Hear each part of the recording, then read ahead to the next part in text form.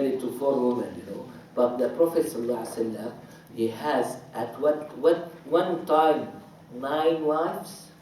The total of his wives, they were 11. This is the most accurate or the most famous, you know, number, you know, you take.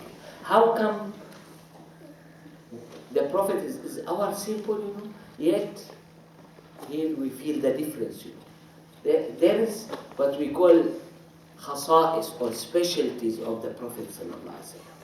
These specialties of the Prophet ﷺ, they are exceptional. They are not given to everyone. Okay.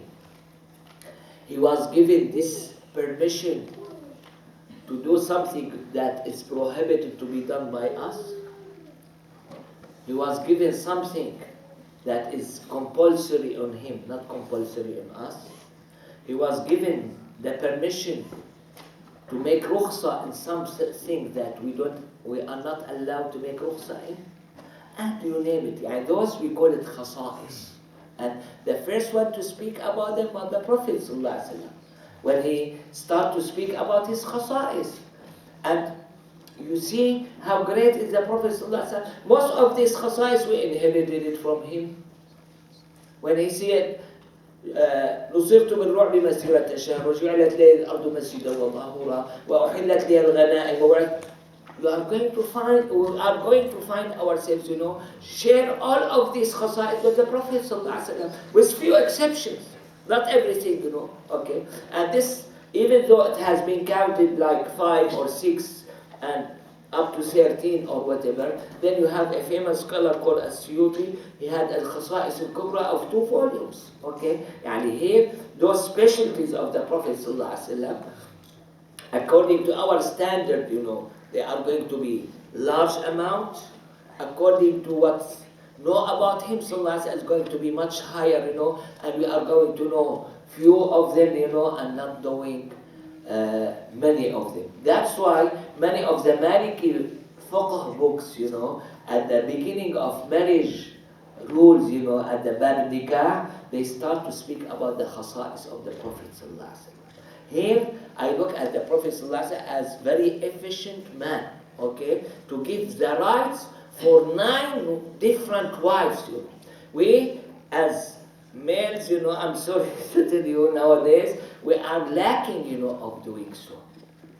And that's why the Prophet ﷺ, even to some people, you know, in his time, who got married, who was non-Muslim, and got married to more than 4 wives, you tell him, you know, after Islam, you choose 4 of them, you know, and leave the others.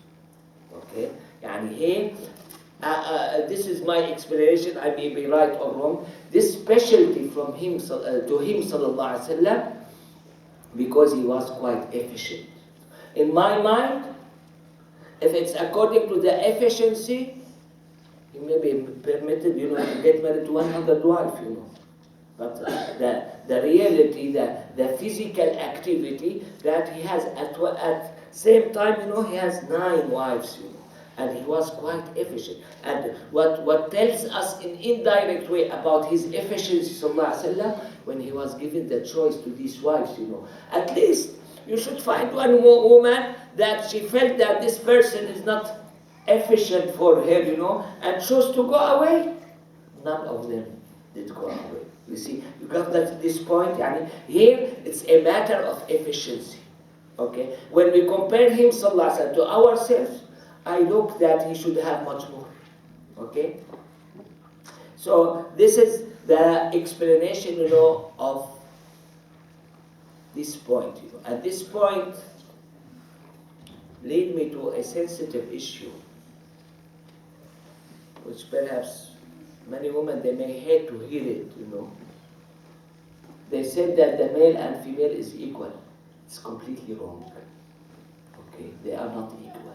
Allah subhanahu wa ta'ala make them complete each other. Okay, not equal. There's difference, you know. We as males, we are equal. Okay, but we don't complete each other. When I have certain need, if I have the all males, you know, on this side, you know, with me, they will not help me to complete my need, you know. But when I have one woman, you know, she may be able, you know, to complete. And this is, we look at it physically, you know. I'm sorry, yani, this, even though the human nowadays, they try to get over this problem, but still artificial, still not natural, okay? Without female, I cannot have a children.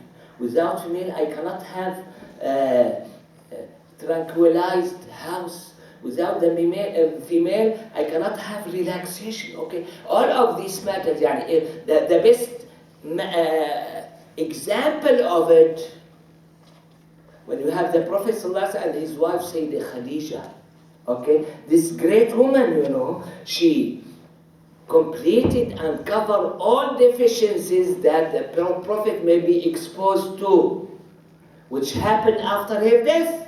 The Prophet ﷺ was exposed to many of these deficiencies, and harm doing and difficulties that has been done by the other. You see, this is for me the best example to say, okay, our role, your role, both of them, they are important. And Allah subhanahu wa ta'ala was the one who highlighted, وَمَا خَلَقَ الذَّكَرَ وَالْأُنثَى, okay, to have them as a same, then no point, no meaning of this verse, in the Quran, وَمَا خَلَقَ الذَّكَرَ وَالْأُنثَى. When Allah subhanahu wa ta'ala shows a difference, we have difference, among ourselves, but we are of the same origin, we complete each other.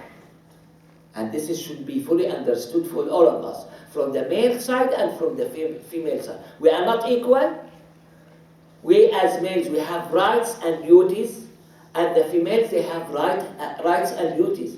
And the Quran, out of the greatness, was the one who speak up, perhaps the first one to speak up, about those matters, when Allah subhanahu wa ta'ala said, وَلَهُنَّ مِثْلُ الَّذِي عَلَيْهِنَّ بِالْمَعْرُوفِ. Okay, that's mean they have, the woman on the male, they have the rights similar to their duties. They have rights and duties. You have rights and duties, okay? We have bad males, we have bad females. We have good males, we have good females. And if you are going to ask me or give me a question, that my husband did so to me or my wife did so to me or whatever, I fully understand this as anything, in this life, okay? We as Muslim, we should work hard. Even if I'm really bad, I should work hard to be good, to my wife. If the woman is too bad, again, should work hard to make herself, good to her husband. Why? Because it's a matter of complete. When Allah subhanahu wa ta'ala said so, what did they say? وَمِنْ آيَاتِ أَنْ خَلَقَ لَكُم مِّنْ أَنفُسِكُم. And here, for sure nowadays we fully understand it, but in some time, it was not well understood, that the males and females, they are from the same group, Allah subhanahu wa ta'ala said, خَلَقَ لَكُم مِّنْ أَنفُسِكُم. They belong to you. لِتَسْكُنُوا إِلَيْهَا. I highlighted this point, sakina, peaceful or tranquilized house, many times, I see Sayyidah Khadija as one of the best one, who has this availability, of peaceful house, to the Prophet ﷺ, to make him forget everything, what he faced outside. To be honest with you, nowadays, when we try to compete with each other, and try to show that I'm superior than you or you are superior than me, what happened? What's the outcome? Most of the houses, not all of the houses, most of the houses, they are chaotic. There is no peace inside, and that's why the male and the female, they would like to run away from their house, to find the peaceful matter, outside the house. And this is completely wrong. And this is against what Allah subhanahu wa ta'ala designated for us. Okay. Why we reach this point? Because we don't fully understand the male to female relation. And the best way of understanding it, when you have the relation between the Prophet ﷺ and his wives, And this related to partially, not completely. Is related to what I have said, about the efficiency of the Prophet ﷺ.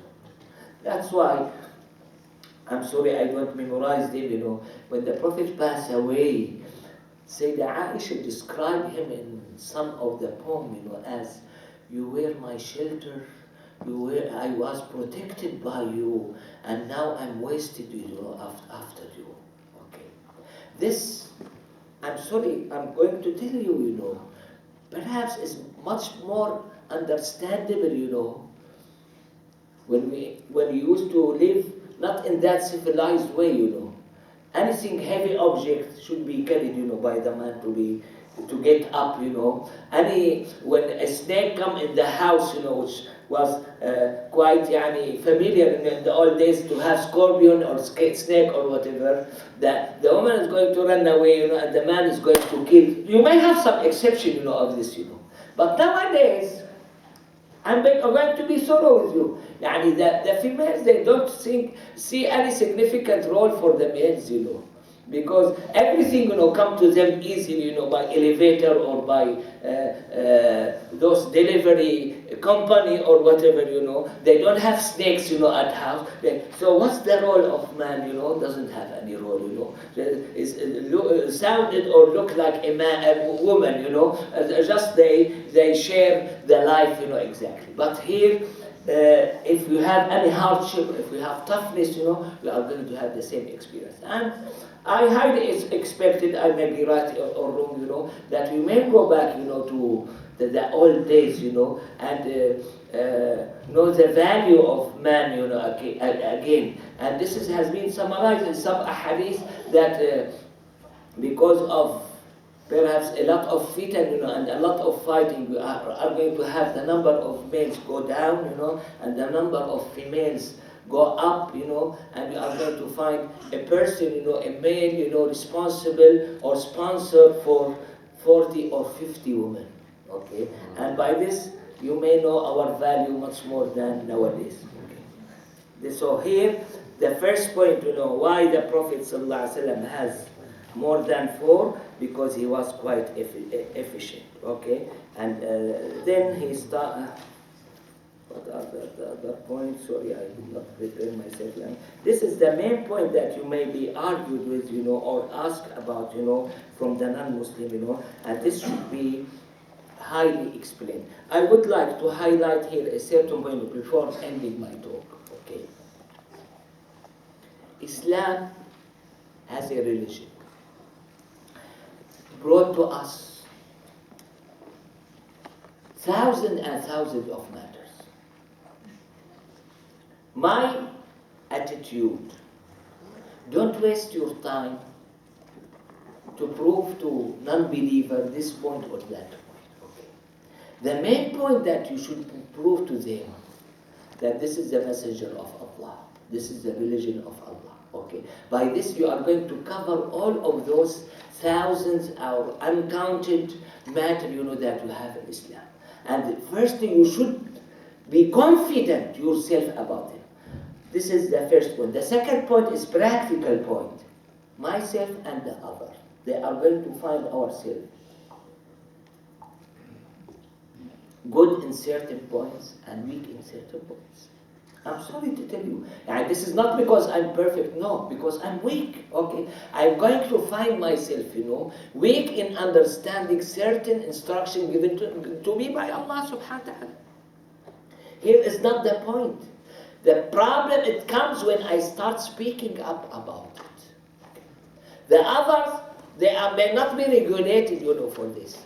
But you as Muslim, let's have this as a first step, you know, for us, you know.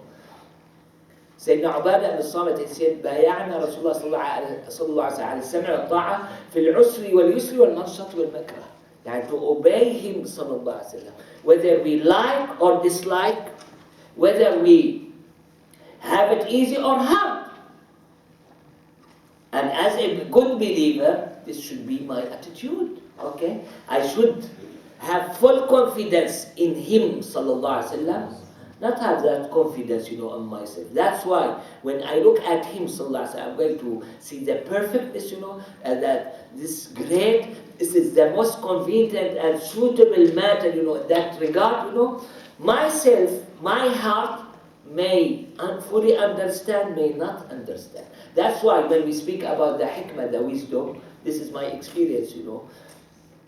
Regardless how convinced I am with it, you know, how talkative I am, how eloquent I am, you know, I'm not going to give to you all the wisdom, you know, behind it, you know, designated by Allah subhanahu wa ta'ala. I'm going to speak according to my limitation, and Allah subhanahu wa ta'ala is the absolute. Wa sallallahu ala sayyidina Muhammad. Sorry, it was long introduction, you know, wa jazakumullah khairan, but I think most of its aspects, they are important.